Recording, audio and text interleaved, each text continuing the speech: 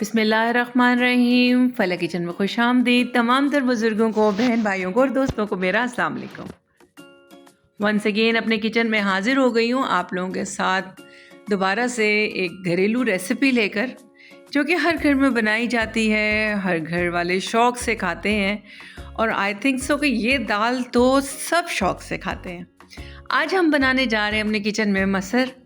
اور مسر ہمیشہ مسر چاولوں کے ساتھ اچھے لگتے ہیں، آپ روٹی کے ساتھ بھی کھا سکتے ہیں. تو چلیں، آج ویسے تو میں مسر سبھی بناتے ہیں، آسان سے طریقے سے بن جاتے ہیں، لیکن تھوڑا سا میری ٹیکنیک ڈیفرنٹ ہے. ہو سکتا ہے آپ لوگ بھی اسی ٹیکنیک سے ہی بناتے ہوں. لیکن میں نے مسر لیے اور اس کو میں نے اچھے سے صاف کر لینا، کیونکہ سم ٹائم اس کے اندر پتھر ہوتے ہیں. تو کبھی بھی دال بنائیں اس کو اچھے سے صاف ضرور کریں، کیونکہ وہ پتھر جب کھانے وقت منہ میں آ جاتا ہے تو نہایت ہی کوفت بھی ہوتی ہے، برا بھی لگتا ہے اور دل بھی خراب ہوتا ہے. تو اچھے سے اس کو واش کریں، اچھے سے دھوئیں. دھونے کے بعد اس کو تھوڑی دیر کے لیے، تقریباً اس کو 2 گھنٹے کے لیے بھی بھیگا رہنے دیں تو کچھ مسئلہ نہیں ہوتا. میں دیچکی میں بنا رہی ہوں، آپ کوکر میں بھی بنا سکتے ہیں، کوکر میں جلدی بن جائے گی.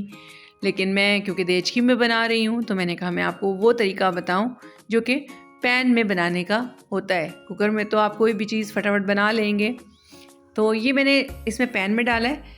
اب یہ 1 سے 2 بوائل اس کے آئیں گے تو میں یہ پانی کو سٹین کر دوں گی. میں یہ پانی پھینک دوں گی دال کا، کیونکہ میں ایک دفعہ دال کا پانی جو ہوتا ہے اسپیشلی مسر کا، وہ میں ریموو کر دیتی ہوں. تو آپ یہ دیکھیں، مجھے نہیں معلوم آپ لوگ ایسا کرتے ہیں کہ نہیں کرتے، لیکن میں نے آپ کو کہا کہ میرا تھوڑا سا طریقہ الگ ہے یہ مسر بنانے کا، مسر کی دال بنانے کا. تو میں نے کہا چلیں آپ لوگوں کے ساتھ میں شیئر کر لیتی ہوں. تو یہ میں نے ابھی مسر ایک بوائل آ گیا تھا اچھے سے. اب میں اس پانی کو سٹین کروں گی اور دوبارہ سے پھر اس کا نیا پانی ڈال کر رکھوں گی. تب یہ میں نے وہ پانی چینج کر دیا تھا، نیا پانی ڈالا ہے. مسر تھوڑے سے ہمارے بیلنس میں آ گئے تھے. اب ہم اس میں مسالے ڈالیں گے. مسالوں میں کچھ زیادہ نہیں جائے گا. نمک جائے گا، لال مرچ جائے گی، تھوڑا سا دھنیا پاؤڈر جائے گا اور سوکھا دھنیا جائے گا. اور ہم جو ہے یہ اس کو بوائل ہونے کے لیے رکھ دیں گے. اور تقریباً میں نے ہلدی ڈالی ہے، تقریباً آدھا چمچ. ڈیپینڈ کرتا ہے آپ کے پاس کوانٹٹی کیا ہے، آپ نے اس حساب سے اپنے مسالوں کو مینیج کرنا ہے. ماشاءاللہ آج کل تو سب بہت اچھا کھانا پکا لیتے ہیں، نیٹ کو دیکھ کر بھی، کسی سے سیکھ کر بھی، اور ماشاءاللہ خود بھی سب کو آتا ہے. لیکن پھر بھی سم ٹائم کچھ ایسا ہوتا ہے، میں آج بھی بہت ساری ایسی ویڈیوز دیکھتی ہوں جن سے کچھ 1-2 ٹپس یا کچھ اچھی چیزیں ان سے اڈاپٹ کر لیتی ہوں. تو ایسا ہو سکتا ہے کہ کوئی نہ کوئی کسی نہ کسی چیز ہمیں کسی سے اچھی چیز اڈاپٹ کرنے کو مل جاتی ہے.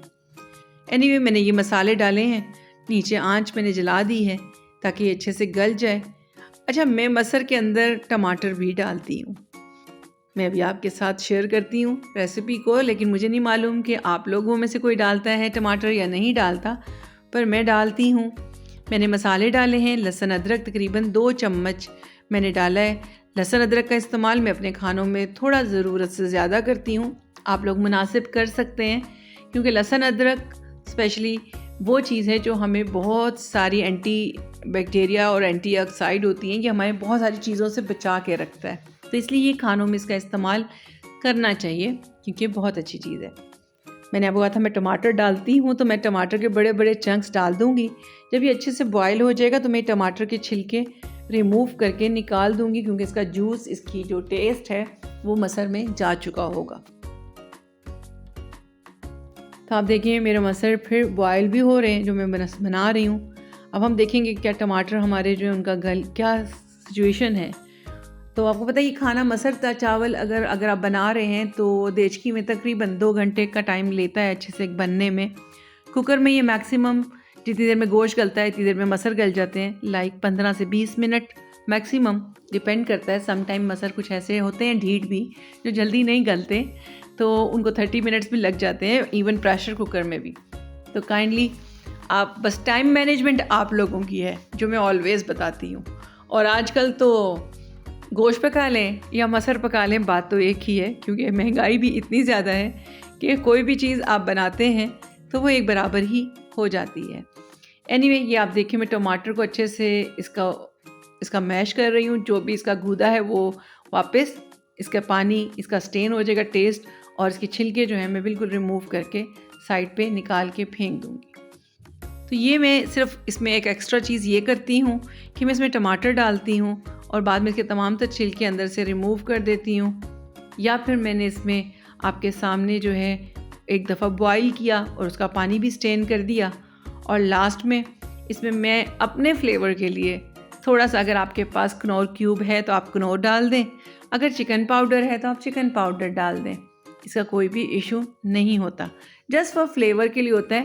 اگر آپ فلیور کو انہینس کرنا چاہیں، میں دالوں میں اکثر چکن پاؤڈر بھی ڈال دیتی ہوں، یا میرے پاس کنور کیوب ہے ڈال دیتی ہوں، یخنی ہے میں وہ ڈال دیتی ہوں، صرف اس لیے کہ ہم لوگ کچھ ڈفرینٹ کر دیں، کچھ ڈفرینٹ فلیور آ جائے، جب کھائیں دوسرے گھر والے تو ان کو تھوڑا سا ٹیسٹ سیپریٹ لگے، یہ نہیں کہ ایک ہی چیز کا ٹیسٹ آلویز سیم ہو۔ اور بعد میں تقریباً میں اس میں آدھا کپ دودھ، یعنی 125 ml میں نے اس دال کے اندر دودھ ڈالا ہے، کیونکہ مسر کے اندر کریمی فلیور دینے کے لیے دودھ ڈالنا مسر میں اچھا ہوتا ہے۔ اب آپ وہ مسر میں دودھ ڈال کے جب پکاتے ہیں تو مسر کا فلیور بہت ہی کریمی، بہت ہی مزے کا آتا ہے۔ تو آپ مجھے نہیں پتا آپ لوگ ڈالتے ہیں یا نہیں ڈالتے، بہت سارے لوگ مسر میں دودھ نہیں ڈالتے، کیونکہ میں دودھ ڈال کے بناتی ہوں تو اس لیے آپ کو بتا رہی ہوں کہ اس میں ایک دودھ ڈال دیں اور پھر دودھ ڈال کے پکائیں۔ اب اس میں 3 چیزیں ڈفرینٹ ہیں، میں نے فرسٹ پانی بوائل کر کے مسر کا پھینک دیا تھا، پھر دوبارہ نئے پانی میں مسر پکائے، اس کے بعد میں نے اس میں ٹماٹر ڈالا جو کہ اکثر لوگ نہیں ڈالتے، اور پھر تیسرا میں نے اس میں ملک ڈالا۔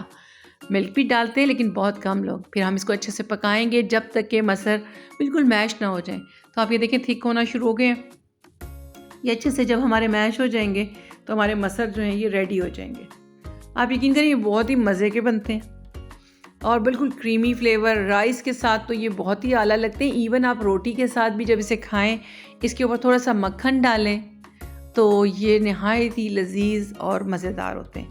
تڑکے کے لیے ہمیں اس کے اوپر جب میرے مسر آلموسٹ ریڈی ہو گئے ہیں تو میں نے اس کے لیے لہسن جو ہے میں نے باریک باریک چاپ کیا ہے۔ مجھے موٹا موٹا لہسن تڑکے کے لیے بالکل اچھا نہیں لگتا، کیونکہ وہ چنکس ثابت جب منہ میں آتے ہیں اکثر لوگ نکال کے سائڈ پہ رکھ دیتے ہیں، اور یہ چھوٹا چھوٹا جب فرائی ہوا ہوتا ہے تو یہ بہت ہی اچھا لگتا ہے۔ اب ہم نے اسے اچھے سے فرائی کر لیا، تھوڑا سا میں نے زیرہ ڈالا ہے، اگر آپ لال دڑا مرچ ڈالنا چاہیں تو آپ ڈال سکتے ہیں، اور میں یہ دال کے اوپر تڑکا لگا رہی ہوں۔ اس کو تڑکا جب ڈالیں تو فوراً اوپر سے ڈھکن ڈھک دیں تاکہ اس کا فلیور، اس کا اروما اندر دال میں مکس ہو جائے، اور ہماری یہ مزیدار لذیذ سا مسر ریڈی ہو گئے ہیں۔ اب ہم اسے چاول کے ساتھ یا روٹی کے ساتھ کھا سکتے ہیں، اور ہوپ فلی آپ کو میری یہ دال بنانے کا طریقہ پسند آیا ہوگا، ضرور ٹرائی کیجئے گا۔ جو ریسیپیز مجھے آتی ہیں میں کوشش کرتی ہوں آپ لوگوں کے ساتھ شیئر کر دوں، تو ہوپ فلی آپ کو پسند آئی ہوگی۔ چینل کو لائک کیا کریں، شیئر کیا کریں اور کمنٹس کیا کریں، اور اپنے دوستوں کے ساتھ سبسکرائب ضرور کرایا کریں۔ ہوپ فلی بہت جلد کسی نئی ریسیپی کے ساتھ حاضر ہوں گی، دعاؤں میں یاد رکھا کریں۔ اجازت چاہتی ہوں فلک کچن میں، فلک کی طرف سے۔ اللہ حافظ۔